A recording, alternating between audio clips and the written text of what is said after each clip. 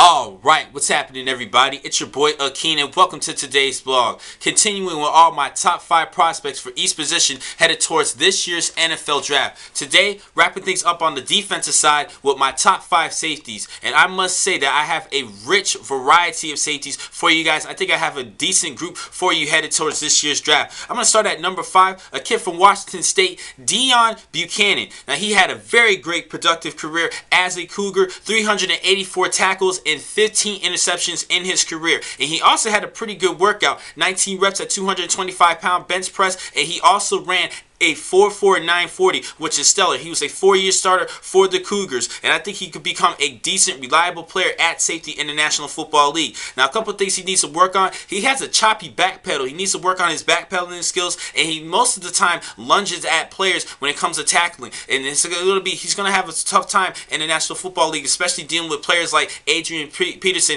and nifty ball carriers. And I think he needs to work on his open field tackling and not lunge at players. But I still think he had a productive career. Same for my number 4 guy, Jimmy Ward out of Northern Illinois. Very great career, 299 tackles for the past 3 seasons. He ran a 4.5540. He runs a 4.554640. That speed is a little bit of a concern, and he only bench pressed 225 pounds just 9 times, which he does need to improve in that. But I think he's a better cover safety than Bucannon. He had 10 pass breakups and 7 interceptions this past season, 21 pass breakups for the past 2 seasons compared to 14 pass breakups from Deone Bucannon. But I still think he, because of that cover skills, I had to put him over Bucannon. At number 3, I'm going to go with LaMarcus Joyner out of Florida State. Now, on my top 5 corners on Wednesday, I gave him an honorable mention because he shows great versatility to play the cornerback as well as the safety. But I think he will be a better fit at safety, but he's still a good, versatile player, and that's why I have him at number 3.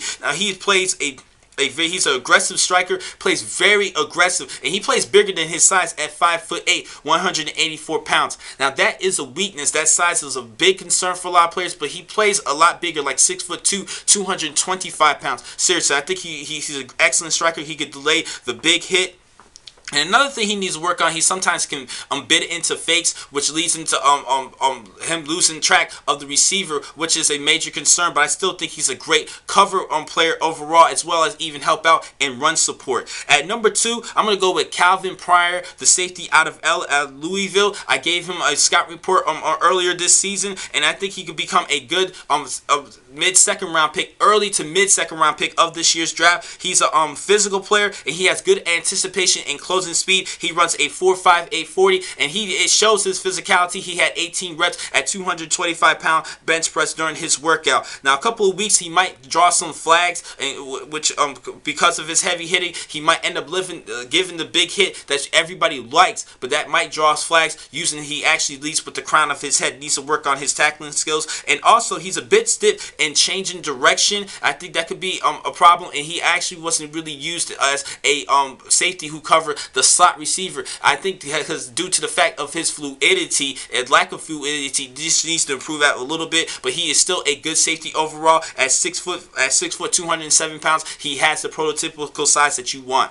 At number 1, last but not least, I have to go with Clinton-Dix out of Alabama. He is the prototypical guy that you want. He's a lanky and athletically built athlete. He has excellent awareness, and he attacks the line of scrimmage very well, and he has good cover skills. The numbers don't say too much, but he has great cover skills where quarterbacks are afraid to throw in his direction, except for that that Sugar Bowl, in which he wished he took back against Oklahoma. But he is still a great player overall because of his size, and he has a lot of upside up towards him because people are comparing him to another Alabama safety, Mark Barron. And I think he's probably the only number 1 first round pick of this year's draft. Talk about Clinton-Dix. Now, a couple weaknesses for him. He sometimes can be fooled in misdirection in play action, but that is very rare. He rarely makes mental mistakes, and that is a good positive stat about this particular player, positive trait about this player. He doesn't really make mental mistakes. In order for you to beat him, is that you have to beat him more physical instead of mentally, but he still